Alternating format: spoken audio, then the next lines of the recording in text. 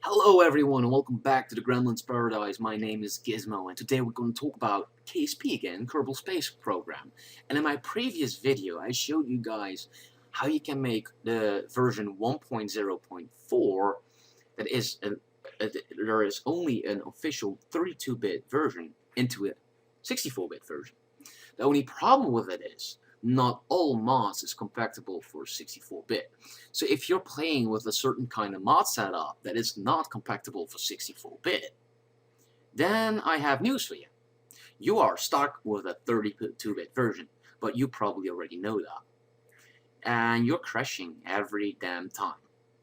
Well, this is how to fix it. First of all, if you go to the game, and I'll just take this clean thing because this is the 32-bit version game.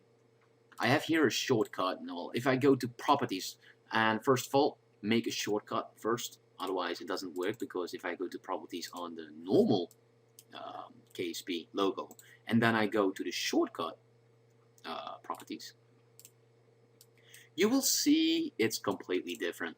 You do not have the shortcut tab, and you need it because we need the target. So just forget about the normal one, make a shortcut, hit properties, and you will be here as what you can see right now where I am. What we can do. So what do we do to make the game more stable? Well, first of all, I'm not really sure what kind of direct version the game is running on. I thought something like 9 or something, or 10, I don't know. Not really sure.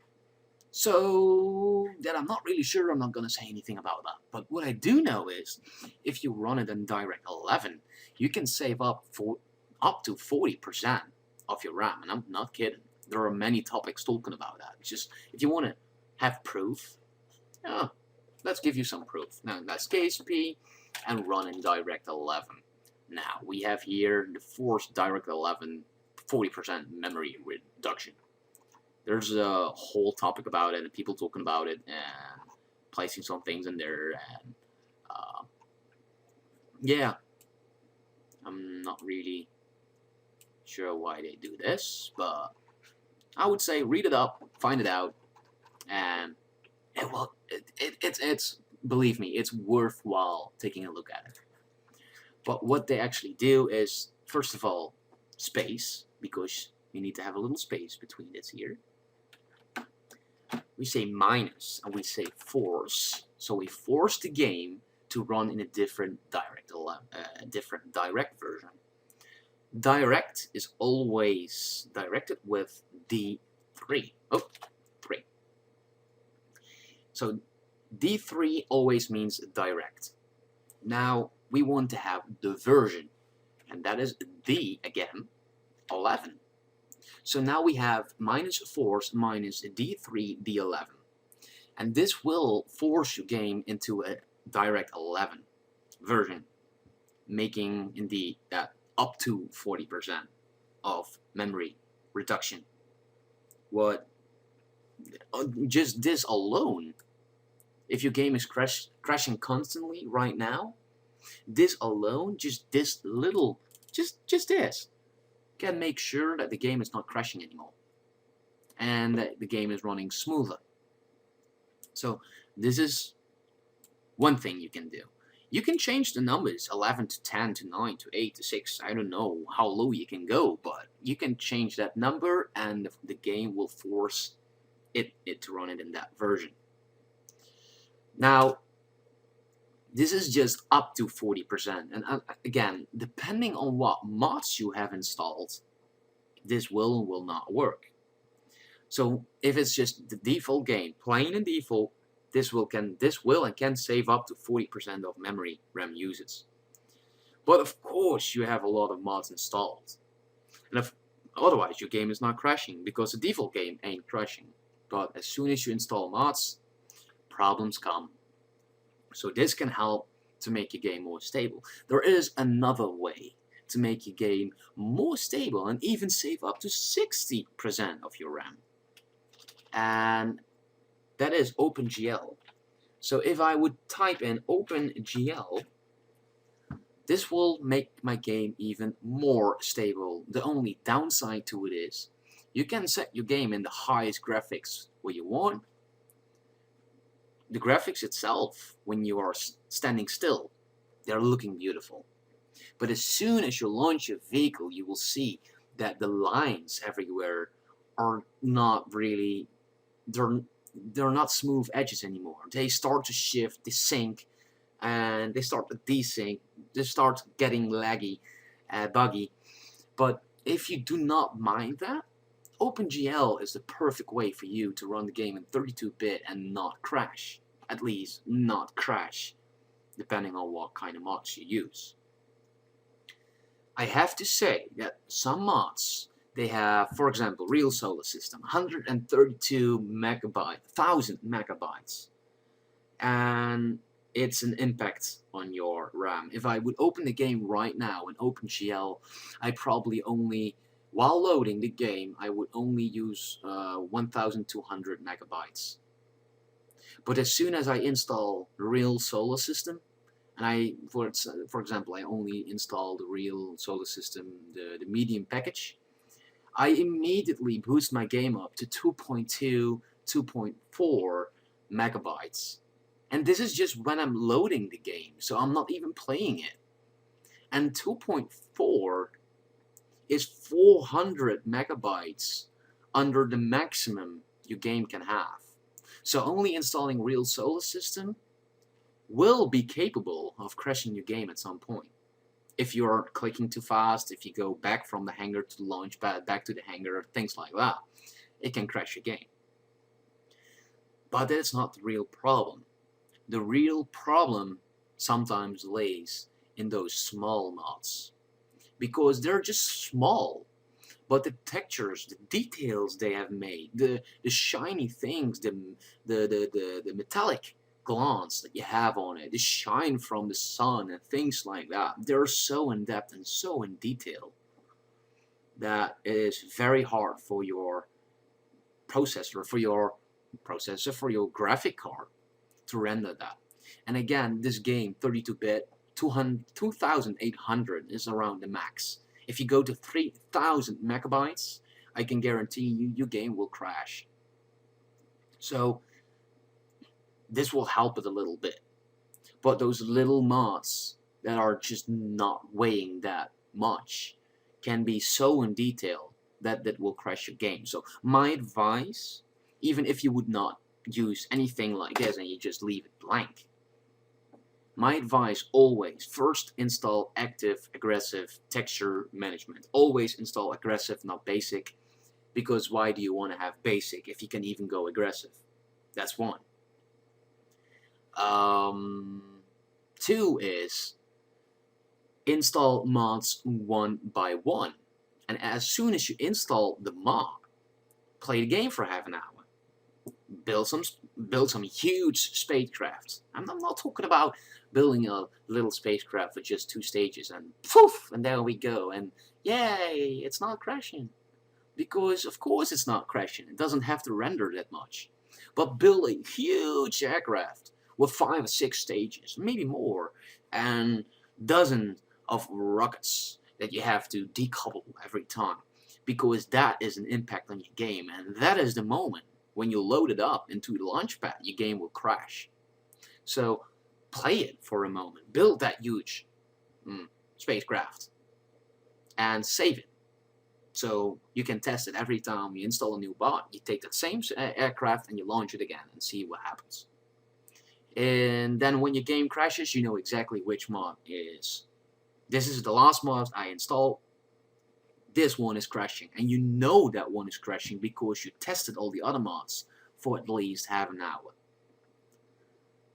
You can also be a fool, because we have many fools in the world, and you can install 10 to 20 mods at the same time and load up the game and crash. And then what? Then you have to find out one of the 20 mods you have installed is bugging my game, but which one? So you uninstall one, try it again, uninstall the next, try again, uninstall the next, try again. Then you come to the same point. As I say, install one by one and test it.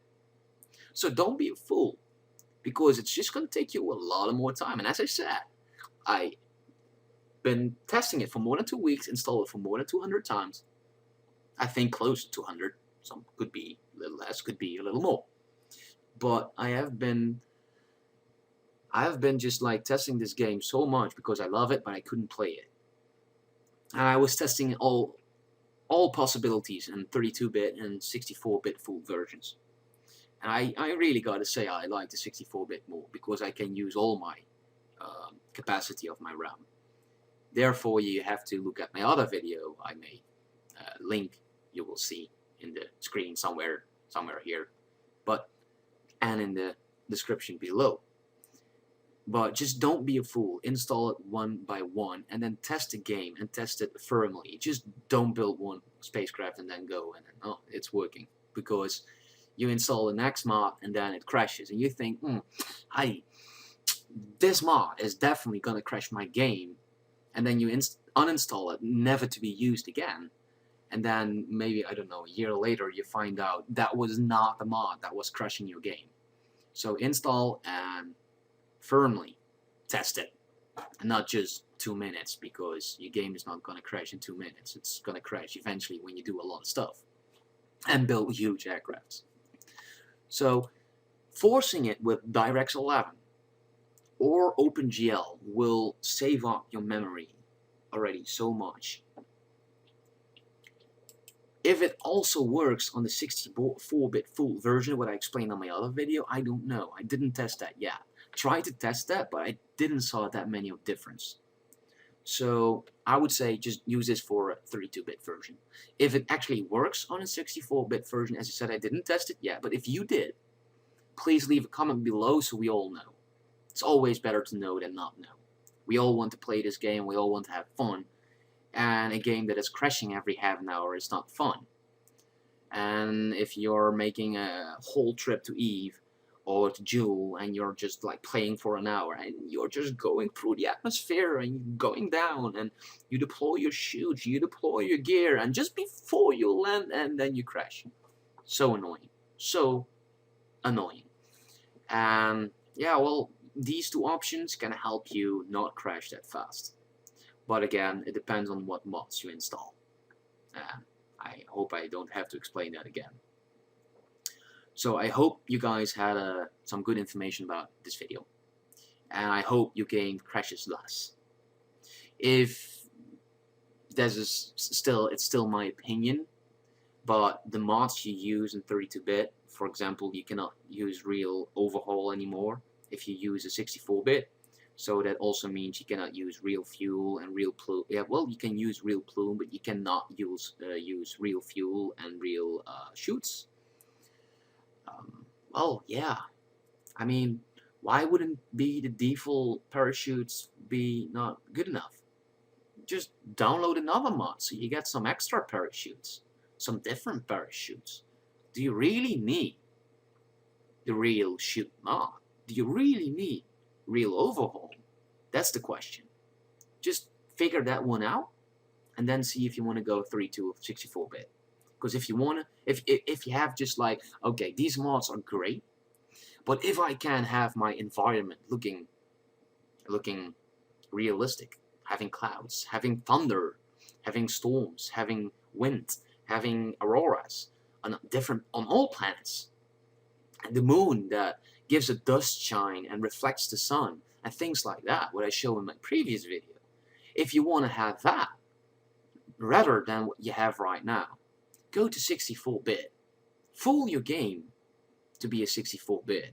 And again, you have to look my other video, how to get it. Because if you go look at the internet and you try to search for topics about assigning more RAM to your game, fooling your game into a 64-bit, you will not find the topics you need. I tried it. I searched my ass off for 2 weeks.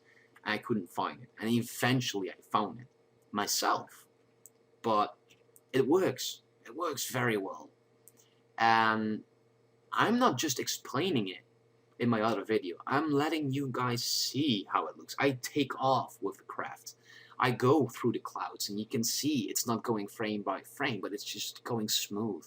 And of course, you will have some twice in a minute that it lags just for a second, and then poof, There you go again. Everything goes smooth. Well, if that is the only thing you encounter in the game, then I would say go do it.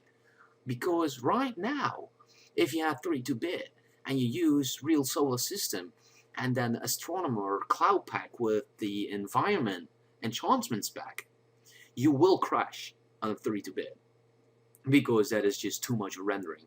And then you will notice if you build a big aircraft, not if you just buy a little one with 2 stages, 2 rockets, and poof, poof, and that's done.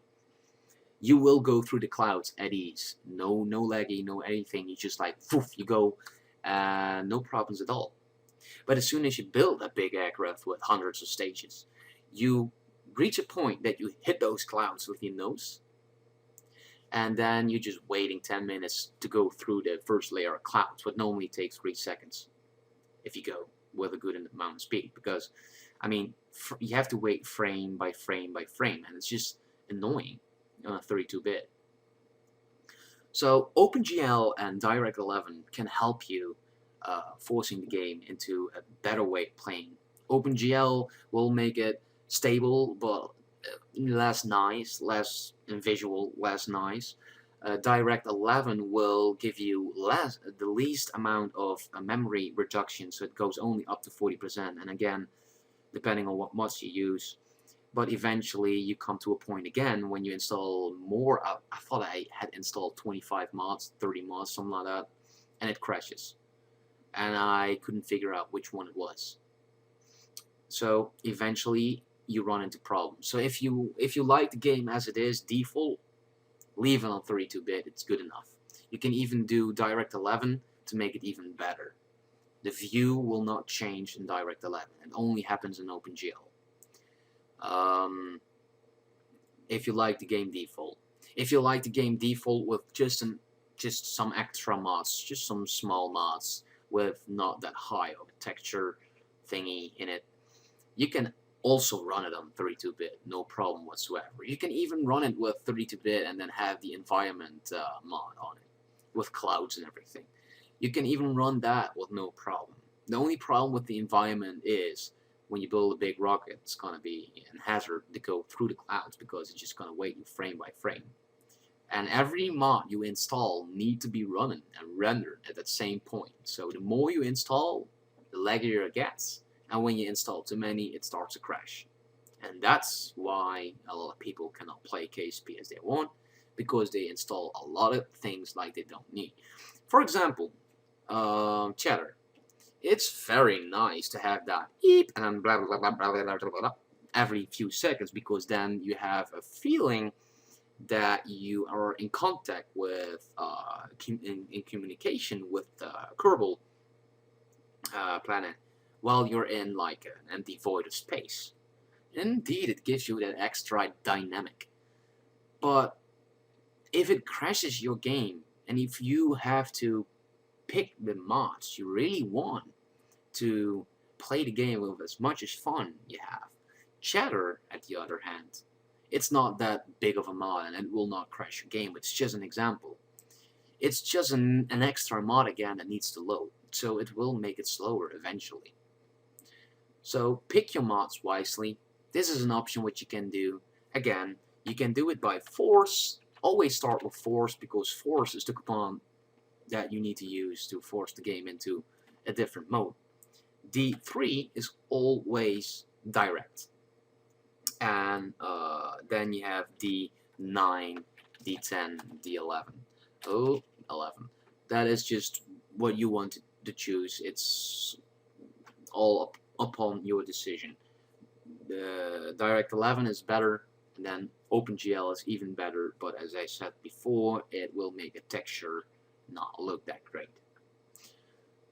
This is the information I have for you guys.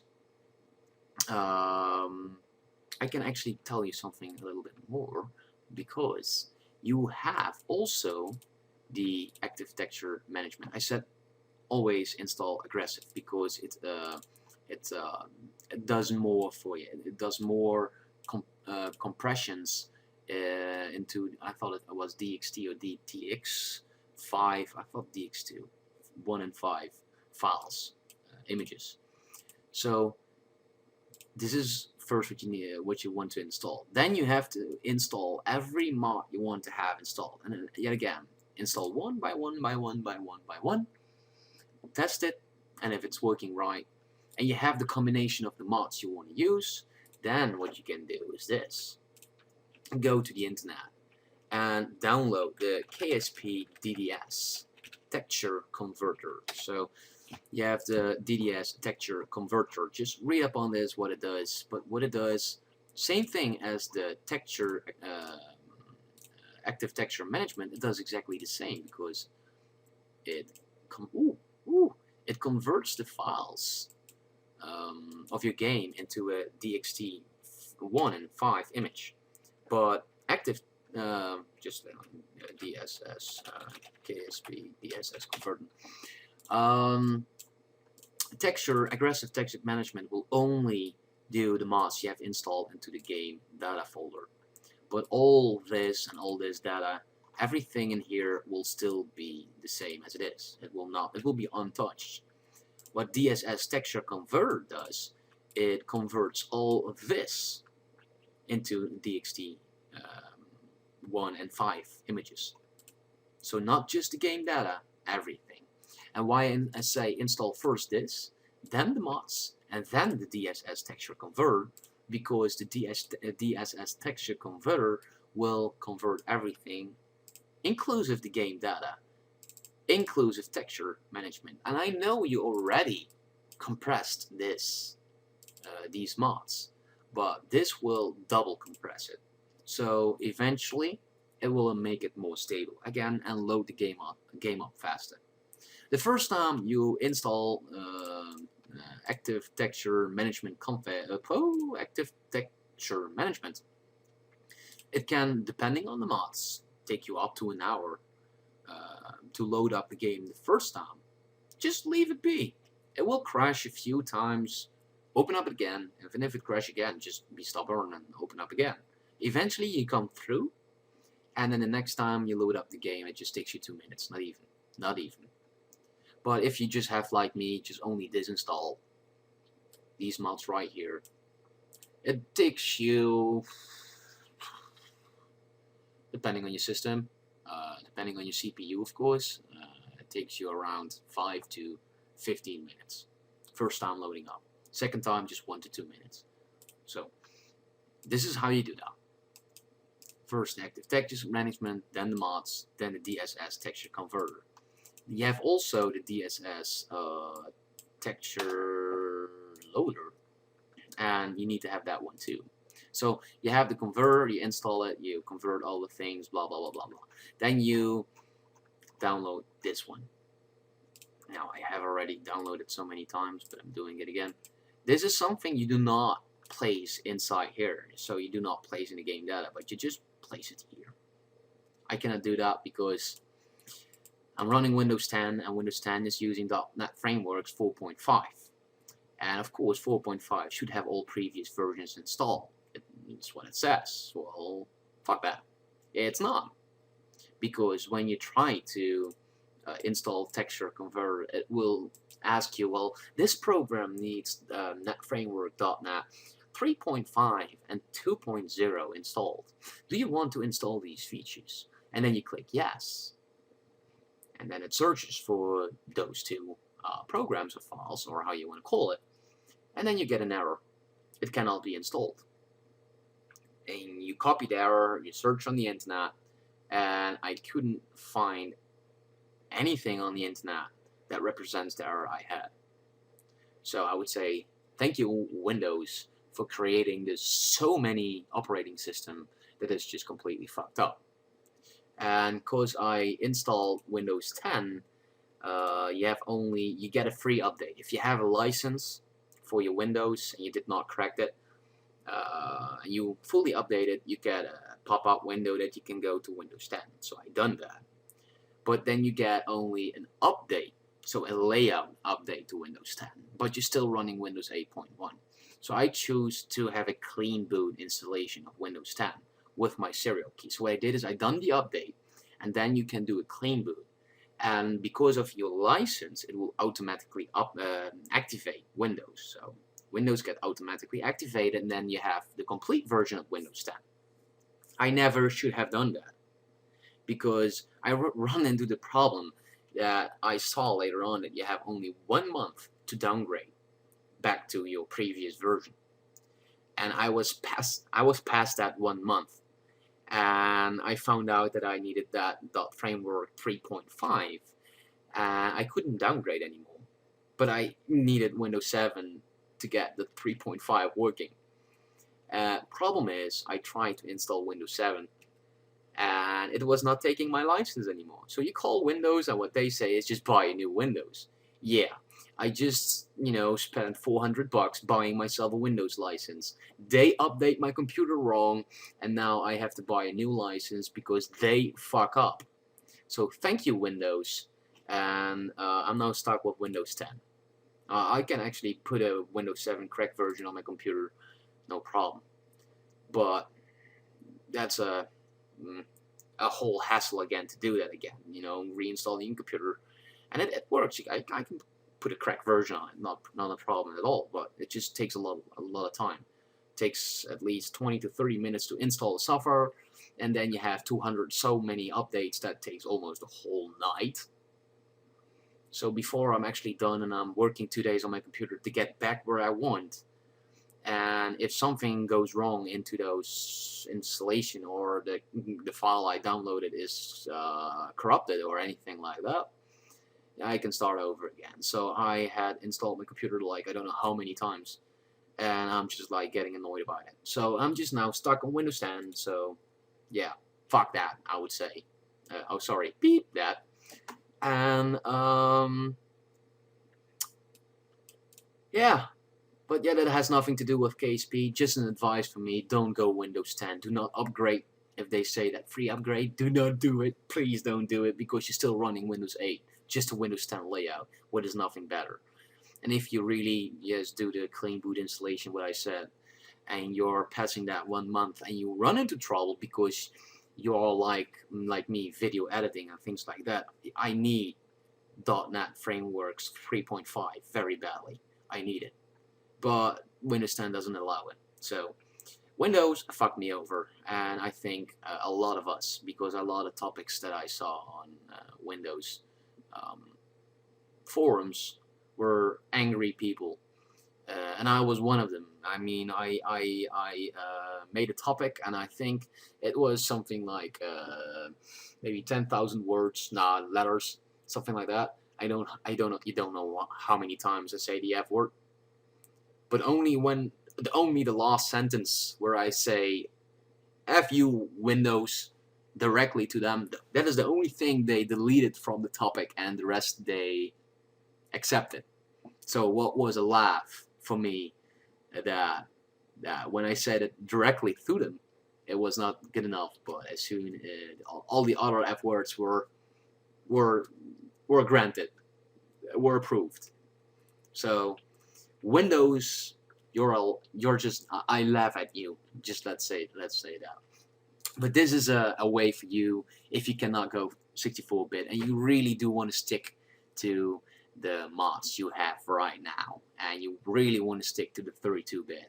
This is an option for you to stabilize your game just enough to play it.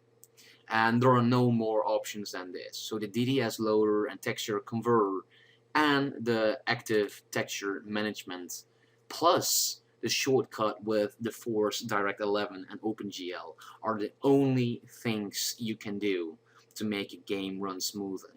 Disabling your adapters, what I saw some people doing here is like they say, well, I disabled those and now my game is running faster. Well, idiot, you probably upload, if you already started the game once, what indeed takes a lot of time, because you have that texture that needs to be converted, and then the next time it takes a minute. So what people do is they install the game, install all those things, install all those mods, texture management, open the game, takes as long a time to load up. They are starting to search like, if I disable, let's disable this one, because if I disable this one, then of course if it's disabled, it is not using RAM, right? So they disable it, go back into the game, and then wow, it's loaded in 1 minute. How is that possible? So only by doing this, enable or disabling it, will make my game faster. No, you idiot. Your game will still crash if it passes 3,000 megabytes. It will still crash. This is not making it faster. But your texture convert management already converted all these files, and the second time you load the game, loads faster. So that was pretty idiotic, right?